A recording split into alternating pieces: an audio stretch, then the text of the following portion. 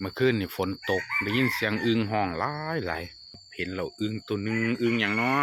เฮ้ยอึ่งอย่างนี่ตัวหนึ่ง สงสัยมันขึ้นมาจากหนองน้ำ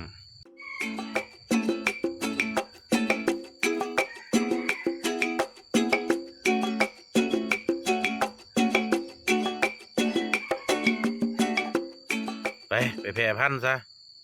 มีตัวเดียวหนึ่ง ย่างโดยขึ้นมามีเหล็กบ่เนี่ย